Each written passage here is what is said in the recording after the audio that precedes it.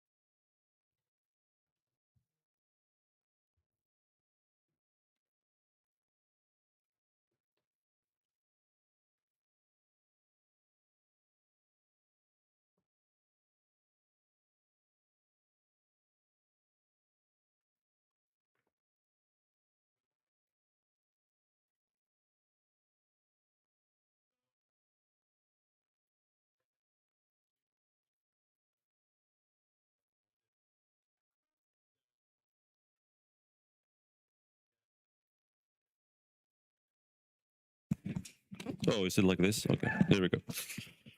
Good morning again.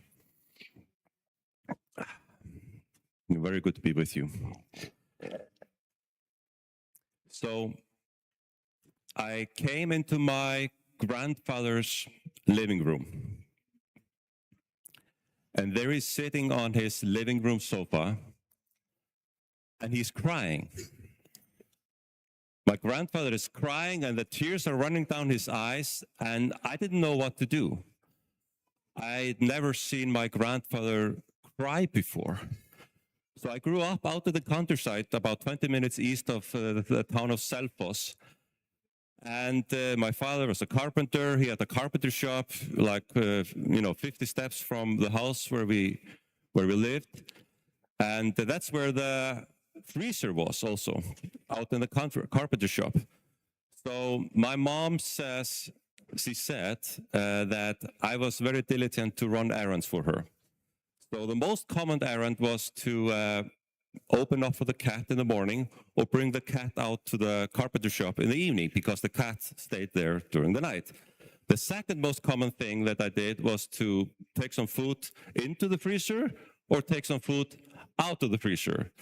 And then maybe third or fourth was when Grandpa had dinner with us, I went to fetch him when the dinner was ready. This thing about the food, the freezer, and the cat got a bit mixed up at one point because I was a bit occupied, so I was supposed to bring the cat to the carpenter shop, and I was halfway back to the house when, for the grace of God, I realized I had put the cat into the freezer and closed the lid. And I'll never forget the eyes that met me when I opened up the lid and he looked at me, what was, But I love that cat. He was fine and he didn't have any trauma afterwards, I think. But at this moment, as I'm there in the living room and Grandpa is crying, I was thinking, did he hurt himself? Was he sad? Did I do something wrong? But then he explained to me that he had been listening to Kristján Jóhannsson, who was a famous Icelandic tenor singer who lived in Italy and sang. And he was playing a record with his singing, and it moved him to tears. So now I had a little bit of an explanation, but I still didn't get it because I had heard Kristján sing many times, but I never cried, you see. But Grandpa cried. But maybe now, once I have some gray in my beard, now I will cry over certain songs. And maybe I'll be a grandpa also one day. But different things move us, right? And some things, they move our hearts in a way that we are soft and we may even cry. So that's maybe the first question I want to ask us. What are you listening to? And what moves your heart? Now we know that all good music comes from the Lord. So we may even ask, what song is the Lord singing over Iceland right now? What music is he singing or playing over Iceland? And then maybe we can ask, are we listening and is it moving us? There are lots of things that are crying out for our attention. Sometimes it feels like the words, there are always more and more words sent out there into the media. And as there are more and more words, anyone can have their own media outlet, online. And you can speak and speak and speak, and you send all these words out there. And sometimes it feels like listening is in the opposite correlation to as the words go up in frequency. But what is the Lord saying? What is he singing? Now, I really believe that there is a song being sung right now, and that we can actually hear it if we listen in closely.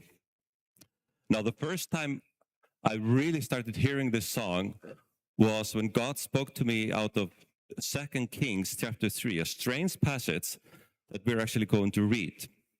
This was back in 2020 when God moved my heart. So let's just read this together and see what it's a bit of. We're going to read 20 verses. So it's a bit long, but it will all make sense. So it starts like this. In the 18th year of Jehoshaphat, king of Judah, Jehoram, the son of Ahab, became king over Israel in Samaria. And he reigned 12 years. He did what was evil in the sight of the Lord, though not like his father and mother, for he put away the pillar of Baal that his father had made. Nevertheless, he clung to the sin of Jeroboam, the son of Nebat, which he made Israel to sin. He did not depart from it. Now Misa, king of Moab, was a sheep breeder, and he had delivered to the king of Israel 100,000 lambs and the wool of 100,000 rams. But when Ahab died, the king of Moab rebelled against the king of Israel. So King Jehoram marched out of Samaria at that time and mustered all Israel. And he went and sent word to Jehoshaphat, king of Judah. The king of Moab has rebelled against me. Will you go with me to battle against Moab? And he said, I will go. I am as you are, my people as your people, my horses as your horses. Then he said, by which way shall we march? Jehoram answered, by the way of the wilderness of Edom. So the king of Israel went with the king of Judah and the king of Edom. And when they had made Circassius, I don't know how to pronounce this word, Circassius march of 7 days, there was no water for the army or for the animals that followed them. Then the king of Israel said, alas, the Lord has called these 3 kings to give them into the hand of Moab.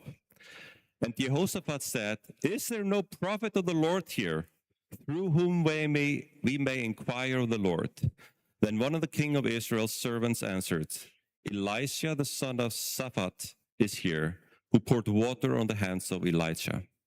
And Jehoshaphat said, the word of the Lord is with him. So the king of Israel and Jehoshaphat and the king of Edom went down to him. And Elisha said to the king of Israel, what have I to do with you? Go to the prophets of your father and to the prophets of your mother. But the king of Israel said to him, no, it is the Lord who has called these 3 kings to give them into the hand of Moab. And Elisha said, as the Lord of hosts lives, before whom I stand, were it not that I have regard for Jehoshaphat, the king of Judah, I would neither look at you nor see you.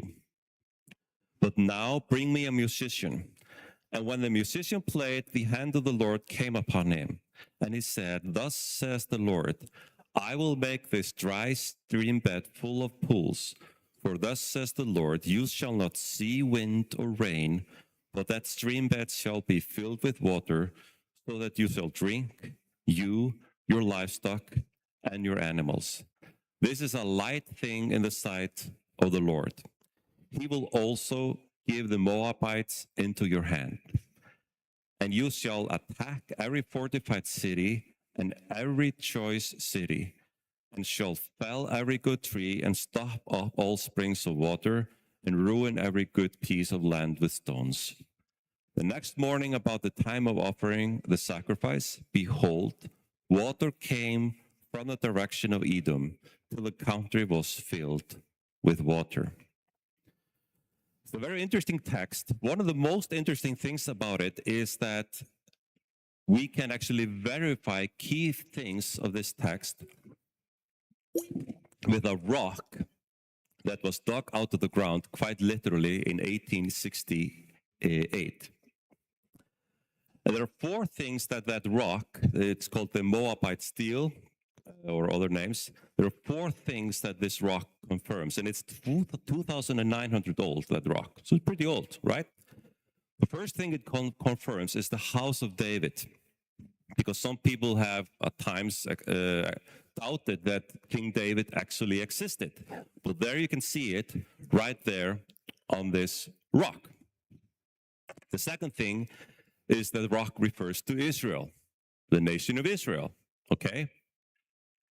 It's described here in this text. The third thing that rock confirms is that Moab, the king of Moab, Mesa, he was a sheep farmer. He raised sheep. Maybe we here in Iceland learn from him, maybe. The fourth thing that you can see on the stone is the name Yahweh, the Lord God of Israel, the name used in the Old Testament for God. And this is, to the best of my knowledge, the oldest known reference to God of Israel outside the Bible. This is remarkable. You're in an obscure text in 2 Kings. How many people read 2 Kings every week? And you can confirm key facts with a stone that dug out of the ground. And just keep in mind, we have maybe found less than 3% of the different stones and artifacts that lay there buried down in the sand. We've only scratched the surface. So let's talk about some of these guys that we see in this text. We have Ahab, who was a wicked king, bad king. 1 Kings 16 says, Ahab the son of Omri did evil in the sight of the Lord more than all who were before him. And as if it had been a light thing for him to walk in the sins of Jeroboam the son of Nebat, he took his wife Jezebel, the daughter of Ethbaal, king of Sidonians, and went and served Baal and worshipped him. And this Baal worship was too ugly even to talk about in church. It would destroy generations of people. It would target even the kids and purposefully abuse them and damage them. He erected an altar for Baal in the house of Baal, which he built in Samaria. And Ahab made an Asherah. Ahab did more to provoke the Lord, the God of Israel, to anger than all the kings of Israel who were before him. So he was a record holder in wickedness, this guy. And he has two sons that we have here in the picture, Ahazias, who was only a king for about 2 years or so. And it is described in 2 Kings chapter 1 that this Ahazias, son of Ahab, he fell through some cracks or some openings. Maybe he was drunk, maybe he was partying, but he fell down to the lower room and he was injured and he died. That's how he ended, probably because he was drinking. And then his brother takes over, who is kind of a key character in our story here, Jehoram. So, as you can see in the text how Moab is paying this massive tax to the northern kingdom, to Israel. And obviously, when the old king, who had reigned for over 20 years, has to step aside or dies, and the new king is there, you use the opportunity and you stop paying tax. Because 100,000 lambs, that's a lot. That's a lot of meat, right? I was grilling one lamb on Friday to feed a group of young people, and we had one lamb that pretty much covered feeding 45 people with a few sides. That's pretty good. So do the math. You can maybe feed 5 million people for one day with 100,000 lamb, right? So it's a good number.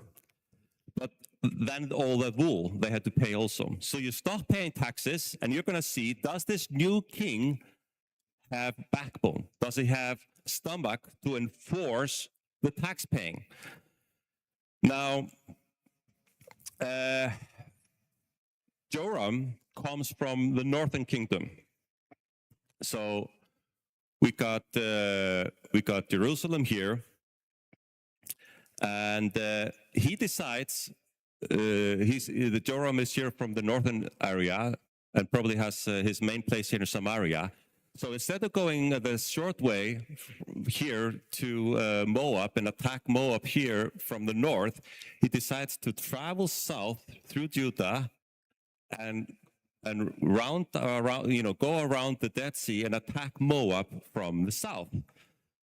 Probably it was a strategy move involving Moab having some good fortifications here in the north, but not so much fortification here in the south. And besides, if he went this way, he could make sure the king in Judah would have to join him, and even the guy who was kind of the governor in the Edom area. And the king in Judah, he probably didn't have an option, because if the bigger king comes and says, you're going with me to war, what are you going to say? You just have to say yes. So that's the strategy. Now, think about it. Joram is from the northern area. Here's Samaria. And here, if you look at the map of Israel, we know that right here where we have the red dot is Mount Hermon. Okay. So we know, like in Iceland, where we have the mountains, the water gathers at the mountains, right? The weather systems move usually from west to east or north to south. And when they move across the mountains, it rains. And it's the same here in Israel. The weather systems usually move from the west and move in towards the east, across the ocean. And when they hit the mountain, it drains the water out of the clouds, and the water flows down into Lake Galilee. And then it runs all over here in the Jordan River, all down to the Dead Sea, but nothing flows out of the Dead Sea, as we know. The water stops right there. So this guy, Joram, is probably born and raised here in this area, and there is never lack of water. And even as he's going on his military expedition, he's traveling with the Jordan River here on his left hand and plenty of water to go around. And even here, there's probably water flowing down into the Dead Sea. But once you cross south of the Dead Sea, you hit the wilderness. There is not much water there. So maybe he was stubborn. Maybe he was proud. We know that he did not ask the Lord. He didn't have that connection. But even beyond that, maybe he didn't get advice from those that knew the lay of the land. It differs a little bit between translations. Some translations say they were just doing the roundabout, loop here. Others say they were walking in circles. Whatever they did, they end up in the desert without water after traveling for 7 days. So what do you do when you run out of water in the desert and you've not reached your destination and you're too far in to get back? You have a big problem because you're probably going to die unless you find some water. So that's the situation. Now, I had one more picture here. Have any of you hiked the Laugavegur here in Iceland from Landmannalaugar to Thorsberg? Yeah, it's a nice hike. So when you hike that hike, there's plenty of water pretty much all the time, but there's one place just before you get to a place called Kvangil, where you walk over black sand for like 3 hours or something, depending on your walking speed. Now, if you know that, it's no problem to load up on your water. But if you finish your water just as you're entering this area, you can have problems. Right. So this is what the king Joram was dealing with. He didn't know what he was getting into. He didn't, and he wasn't prepared. So it's very interesting when we look at how they respond to the problem. In verse 10, Joram starts by blaming God for what he actually had done. He says, "Oh, God must have led these three kings here to kill them. Who made the planning? Who decided to go into the desert? Was it God or was it Joram, right?" But then Jehoshaphat, he has the idea, let's find the prophet. Let's find someone who can connect with the Lord for us. And we can, of course, ask us, how do we respond to times of trouble? How do we respond to if we run out of water? That's a question we could stop and look at. But let's move on. In verse 14, it is obvious where Elisha says, "What have I to do with you? Go to the prophets of your father and to the prophets of your mother." He very much dislikes or even hates this king who is standing, the king of the northern kingdom, Joram. Now think about this story from the perspective of the prophet. The prophets in the Old Testament are always telling the people, get back on the road. Get back, on the road where God is speaking to you and you're following his ways so the nation will prosper, because otherwise you are killing your children, you're devastating the land, and things are just darkness and devastation. Now, Elisha knows the story. He knows how King Ahab has been dragging the nation into darkness for over 20 years. Think about the nation that you love the most. Maybe it's Iceland, maybe it's another nation. Think about having a wicked ruler that systematically destroys and brings into darkness anything good.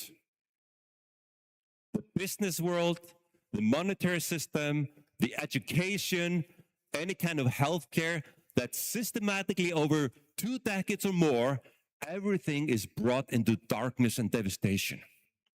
Where there used to be honoring God, God-fearing people, they are replaced with wickedness in mind and practice. Visualize that. See the nation that you love utterly destroyed. Maybe you've already watched it happen, or you know the story.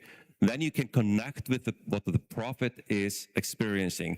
And here he sees a king who is a new king, and he can see already that he's following the ways of his father. Even if he removed some of the Baal ugliness, he's still following the ways of his father.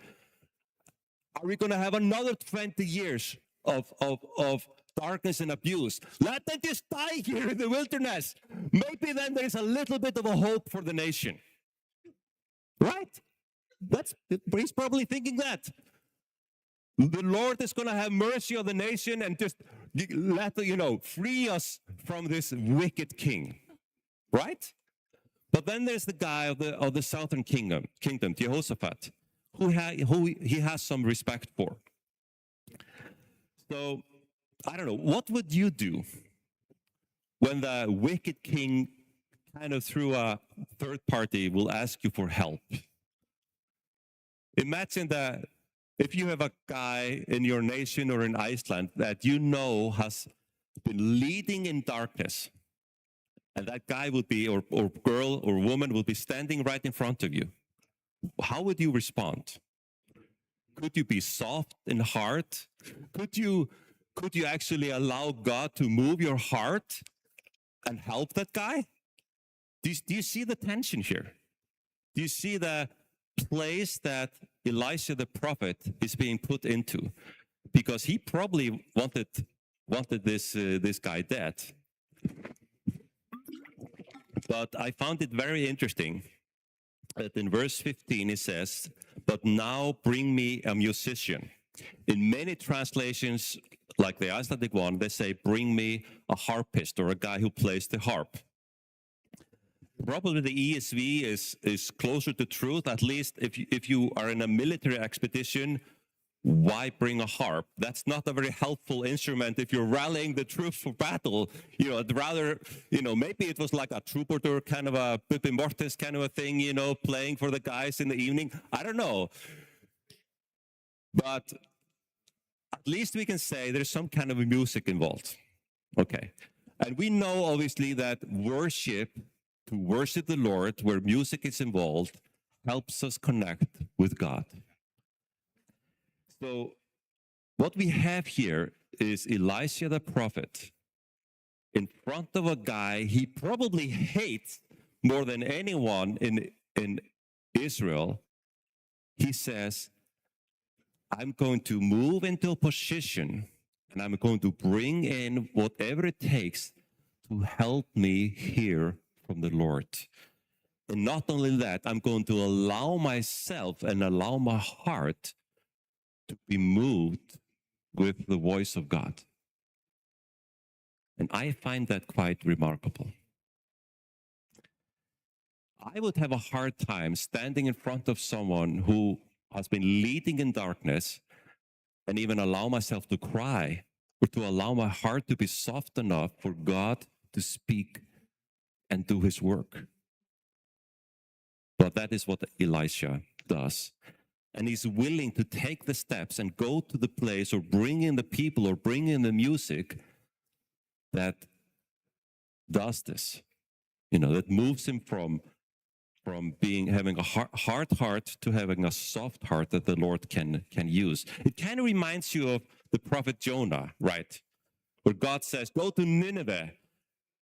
But he doesn't like Nineveh, probably hates Nineveh. So he goes in the opposite direction because he doesn't want to have any part in the vague possibility that God would show mercy on Nineveh, right? That is similar thing that Elisha is wrestling with here. So I struggled with this when I was first reading this text, why the musician, but this word, but, in verse 15 is a big word because it says, I would like to do this, but bring me a musician. So he says in verse 16, thus says the Lord, I will make this dry stream bed full of pools. Here again, different translations have different versions. I read this first in the Icelandic translation from 81. And there it says, and actually in the 07 also, it says, make ditches, holes into the ground next to one another, all over the place. That's what the Icelandic one, the Swedish one, the German one, and several others say. These may well be right, I don't know, but I don't know if God can use different translations. Probably he can, but God really spoke to me about this, making ditches, because it means that these guys there in the desert with hard ground, the prophet told them to start digging.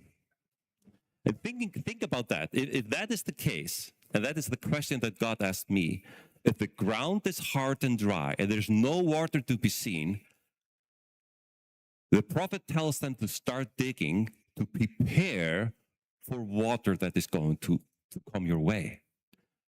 And the implication is that if you don't start digging now, you're going to be too late once the water starts flowing. And why do you need the ditches? Apparently you need them so that you steward the water, so something will come out of it. Otherwise, the water might just flow past you and not much come out of it. So when God spoke this to me in 2020, he started asking me the question, August, what would it look like if you start digging this hole in your life? So that you're ready for the water that I want to send. Or if you start digging this hole in your church, or in your community, or in your nation, how would that look like?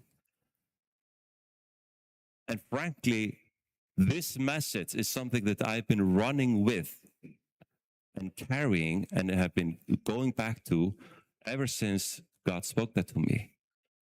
Because here's the deal. We often talk about, Lord, send your water, send your rain, send your revival, send your spirit.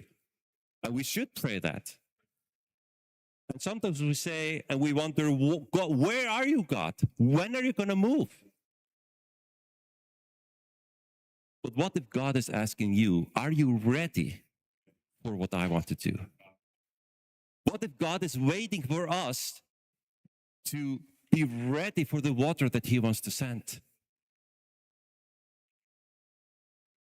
All in all, I decided, regardless of anything else, I just made the decision that I will do everything that I can to be ready for what God wants to do. But God never has to say, August, I'm still waiting on you. I'm still waiting on you. I want to align my life assuming that God is going to send water and then run with it. Now, Kolbrun and I, we came to faith in the fall of 1995. And the group that we joined and were hanging out with, the Spirit of God was moving strongly in that group at that time, in the fall of 95. I've rarely seen anything like that happen or operating in Iceland ever since. Now, that was over 30 years ago. What will happen in the next 10 years or 20 years or 30 years? And I remember thinking at the time, people would show up for church and God was moving in their lives. There were healings and there were beautiful things happening. But even as a young Christian, as I watched that, and I watched then people go home and then come back next week, and I thought, surely there has to be more. Surely you can't just touch on what God and experience what God is doing without changing how you live your life, without sharing it with someone else, without sitting down with a young person, buying them coffee and telling them how to follow Jesus. What if, so my friend Vince, some of you have met Vince and our friend Hasted at Linden Radio, have been experimenting with online evangelism. Because the idea is, the theory is that for a given nation, 2.5% of them are open spiritually at any given point. And then that window slides. So the person who was open now is not open next month, but then someone else is open. So the idea is that we find these people, we reach out to them, we build trust to them with texting, and then we ask them, are you interested in sitting down with someone, reading the Bible and discovering Jesus? It's a beautiful thing. And we're just starting this process. And a couple of months ago, we sent out an ad, and we had about 18 people respond. And one of them was a young woman, and quickly, as I chatted with her, she started asking me, do you know someone in my area who I can meet and read the Bible with? And it was the longing of her heart. And I actually struggled to find someone in her area. Now, what if 10 of those show up? What if 100 of those show up?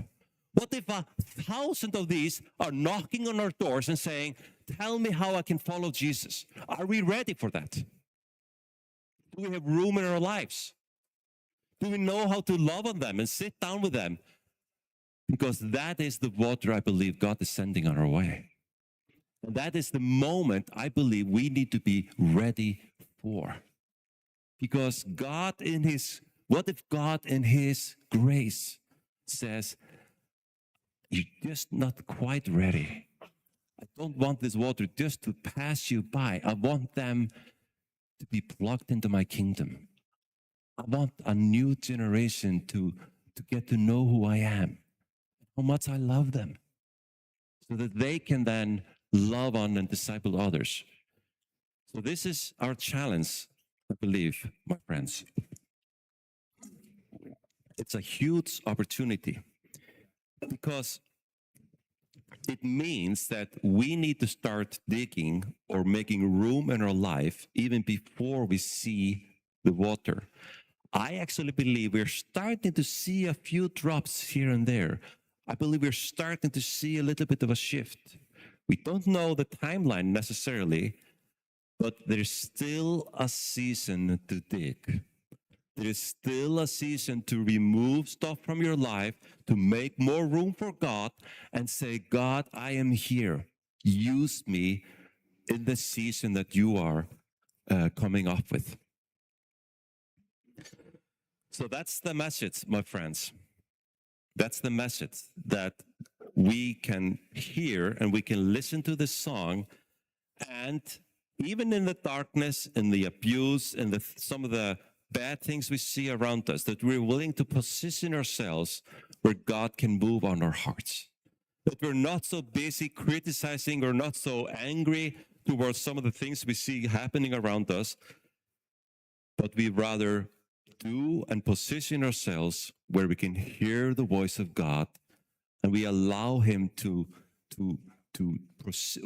change our lives and make room in our lives to contain the water that he is sending. Because here's the deal. I get frustrated at some of the things I see in Iceland, and I get angry at times. But I need to remind myself that God sent his Son into this world so that whoever, anyone, the high and the low, those in darkness or not, whoever believes in him will not perish but have everlasting life. This hope is available for anyone. Maybe you are here today and you're listening to this strange story that was confirmed by this 3,000-year-old rock, and you're thinking, August, I kind of in the desert. I'm dry. I'm lost in the desert. I've been walking in circles in the desert, and I'm thirsty. If you connect with that, there is hope for you right now, because God is not far away. He loves every single human being and is just waiting for this opportunity where we just turn to him. And you don't even need to turn to him perfectly, because as you turn to him, his grace will meet you on the way and start to work in your heart. And that's the first group of people I want to invite here today. In a little moment, we're going to pray together, and you have then an opportunity to respond to this, to basically say, I am thirsty, I want water. Now, the second group that I want to invite is, if you want to tune into this, what God is singing, if you want to tune into this song. Now, I'm not going to assume that all of us are in that same place, because maybe God has you on a different journey. That's okay. But if you're connecting with what I'm saying, then I want to invite you to tune into the voice of God in fresh ways, and to say, Lord, I want to prepare my life for what you are sending our way. There are multiple ways to do that. If you speak Icelandic, I brought some copies of a book I published a couple of weeks ago. It's in Icelandic, but I heard some Icelandic voices singing here earlier. So I think you're out there somewhere. So you can just take a copy here, down here. It's basically a workbook to help us prepare our hearts and life for what God is doing. It's for free, but there's a paper snippet here if you want to help me give others more books. Now, our friend here at the start of the service read from Psalm 29. And one of the themes there is the voice of God. And then it says, and it talks that God has been enthroned in his kingdom. And there's a direct relationship between tuning into the voice of God and stepping into and operating in his kingdom. Because for better or worse, we struggle with it sometimes. God right now doesn't enforce his kingdom so much, but he invites us. He doesn't stop people from doing all kinds of evil things necessarily, but he invites us to tune into what he is doing. And the more we do that, the more we operate in his kingdom, because his kingdom is pretty much where his will is being done. And it's hard to do his will if you're not tuned into his voice. So this is an invitation to say, Lord, let your kingdom flow in my life as I hear and tune into your voice. Now, I didn't understand when I saw my grandfather cry when I was a young boy. I'd often listen to that Christian Johansson sing, and it didn't move me. But now I'm in a different place. And I'm hearing, and the music moves me. I've been listening to this song since 2020, and if you want to join me, that is what we're going to do. We're going to play a song, if we can, for maybe just 2.5 minutes. And as that song is playing, just relax, just listen, and think about your life and maybe what God may be saying to you through this message.